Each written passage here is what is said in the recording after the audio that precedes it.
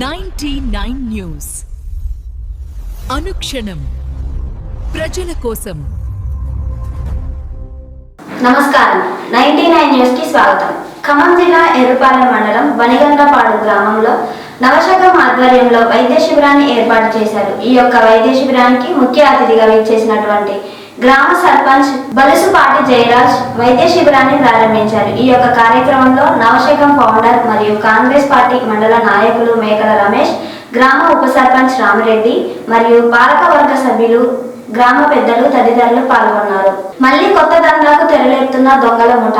భూదాన్ భూముల బాధితుల దగ్గరకు వెళ్లి మళ్లీ మనమంతా కలిసి ఇదే స్థలంలో ఇంటిని నిర్మించుకుందాం, ముందుగా మీరు మరిన్ని డబ్బులను చెల్లించాలి అంటూ మాయమాటలతో తమ దగ్గరికి వస్తున్నారంటూ భావోద్వేగమైన బాధితులు. నిన్న కూడా వచ్చి మళ్ళీ ఇదే స్థలం మా స్థలం, ఇది మళ్ళీ మీరు ఎటు పోబాకండి అని చెప్పేసి మళ్ళీ ఇక్కడ మనం ఇల్లు కట్టుకుందాం, ఇదే విధంగా మనం నెలకి 200 కట్టుకుందాం, నెలకి 2000 పార్టీ ఫండ్ కట్టుకుందాం అని చెప్పేసి మళ్ళీ వీళ్ళని మళ్ళీ నన్ను నమ్మండి, నిజాయితీగా ఉందా అని చెప్పేసి మళ్ళీ మాట్లాడుతూ రెచ్చగొడుతున్నాడు. 2 ఏళ్ల క్రితం మా వారికి కాలుకు ఆపరేషన్ అయ్యి వేరుకోసి వస్తాయి, ఆయన రిక్షా తోలుతాడు.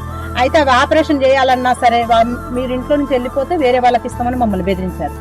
గౌరవ ముఖ్యమంత్రిని కలిసి వివిధ అంశాలపై చర్చించిన మంత్రి తుమ్మల సిద్దిపేట జిల్లాలో నేర్మేట ఆయిల్ ఫామ్ ప్రాసెసింగ్ యూనిట్ ప్రారంభోత్సవానికి సమయం కోరిన మంత్రి తుమ్మల కోహెడా మార్కెట్ పనులను త్వరితగతిన చేపట్టడానికి తగు ఆదేశాలను ఇవ్వాల్సిందిగా కోరిన మంత్రి తుమ్మల రైతుల సౌకర్యార్థం త్వరలోనే శనగ, ప్రొద్దుతిరుగుడు, మినుము, వేరుశనగ కొనుగోలు కేంద్రాలను ప్రారంభిస్తున్నట్లు తెలిపిన మంత్రి తుమ్మల వెలుగుమట్లలో అర్హులైన పేదలకు ఇళ్ల స్థలాలు మరియు ఇందిరమ్మ ఇండ్లు కేటాయించాలని విన్నవించిన మంత్రి తుమ్మల సానుకూలంగా స్పందించిన గౌరవ ముఖ్యమంత్రి రేవంత్ రెడ్డితో భేటీ అయ్యారు మంత్రి తుమ్మల నాగేశ్వరరావు.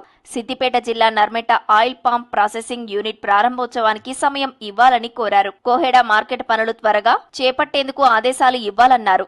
ఖమ్మం వెలుగుమట్లలో అర్హులైన పేదలకు ఇండ్ల స్థలాలు, ఇందిరమ్మ ఇండ్లు కేటాయించాలని కోరగా సీఎం రేవంత్ సానుకూలంగా స్పందించారన్నారు మంత్రి తుమ్మల.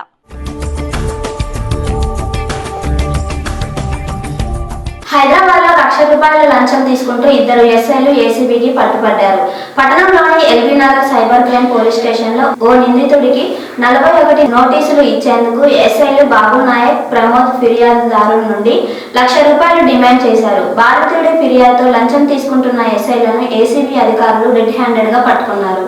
బడుగుల లీడర్, బలహీన వర్గాల గాడ్ ఫాదర్, నిబద్ధత, క్రమశిక్షణ కలిగిన నాయకుడు, నమ్మిన కార్యకర్తల కోసం అర్ధరాత్రి అయినా లెక్క చేయకుండా వారి కోసం నిటారుగా నిలబడే నిక్కార్సకైన నాయకుడు, బీసీ నేత నారాయణ వరపు శ్రీనివాస్.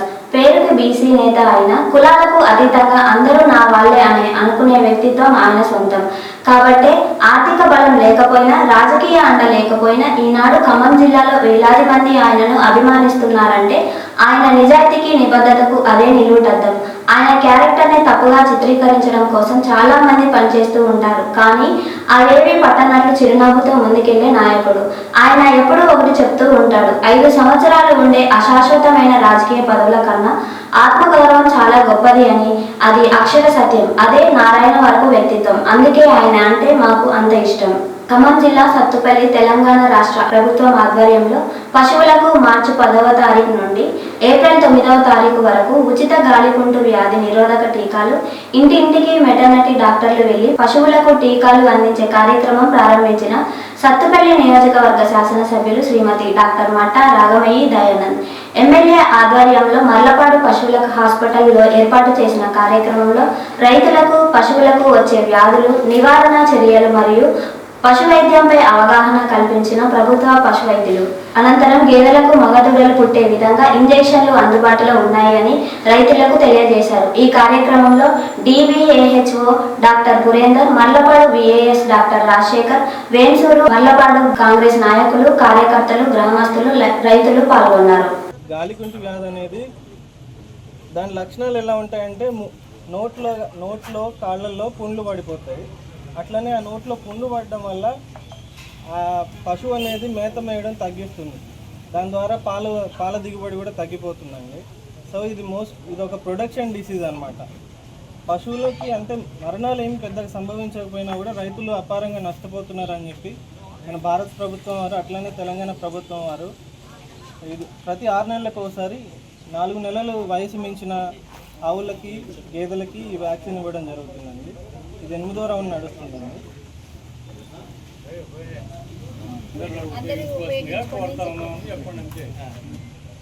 దీనికి అందరూ సహకరించి అందరూ దీన్ని సద్వినియోగం చేసుకోవాలని కోరుకుంటున్నాను.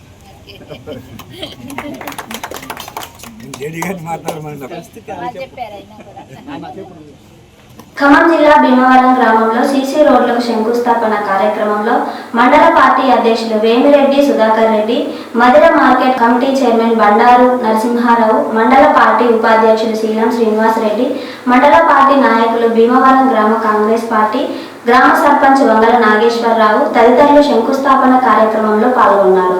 దేశంలో 14 మంది మహిళా ప్రజాప్రతినిధులు బిలియనర్లుగా గుర్తింపు. అత్యంత సంపన్నుల జాబితాలో తొలి 3 స్థానాలు ఏపీ ఎమ్మెల్యేలవే. 716 కోట్లతో టీడీపీ ఎమ్మెల్యే ప్రశాంతి రెడ్డికి మొదటి స్థానం. చట్టసభల్లో మహిళల ప్రాతినిధ్యం కేవలం 10%మేనన్న ఏడీఆర్. తెలంగాణతో పోలిస్తే ఏపీ మహిళా ప్రజాప్రతినిధులు సగటు ఆస్తి చాలా అధికం. అంతర్జాతీయ మహిళా దినోత్సవాన్ని పురస్కరించుకొని ADR women political participation under representation in India పేరుతో ఈ వేదికను విడుదల చేసింది. 2024 సార్వత్రిక ఎన్నికల అఫిడవిట్ల ఆధారంగా ఈ విశ్లేషణ చేశారు. ఈ నివేదిక ప్రకారం 716 కోట్ల ఆస్తితో ప్రశాంతి రెడ్డి మొదటి స్థానంలో ఉండగా, కడప టీడీపీ ఎమ్మెల్యే రెడ్డప్ప మాధవిరెడ్డి 388 కోట్ల ఆస్తితో 2వ స్థానంలో ఉన్నారు.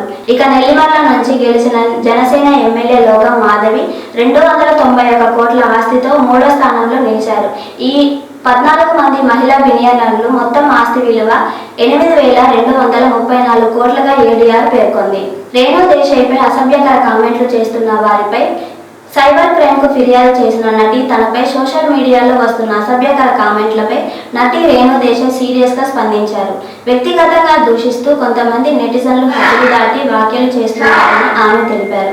ఈ నేపథ్యంలో 4 సోషల్ మీడియా అకౌంట్లపై ఆధారాలతో సహా తీసుకొని సైబర్ క్రైమ్ పోలీసులకు ఫిర్యాదు చేసినట్లు సమాచారం. కామెంట్ల స్క్రీన్ షాట్లు, లింకులతో సహా వివరాలను పోలీసులకు అందజేసినట్లు తెలుస్తుంది. ఈ ఘటనపై కేసు నమోదు చేసి విచారణ చేపట్టే అవకాశం ఉంది. హైదరాబాద్ కాంగ్రెస్ పార్టీ తరఫున రాజ్యసభ సభ్యుడిగా ఎన్నికైన సందర్భంగా ప్రభుత్వం సలహాదారు వేము నరేందర్ రెడ్డి మంత్రి తుమ్మల నాగేశ్వరరావుని మర్యాదపూర్వకంగా కలిశారు. ఈ సందర్భంగా ఆయనకు పుష్పగుచ్చం అందజేసి ప్రత్యేక శుభాకాంక్షలు తెలిపిన మంత్రి తుమ్మల. ఈ వార్తలు ఇంతటితో సమాప్తం. 99 న్యూస్ అనుక్షణం ప్రజల కోసం.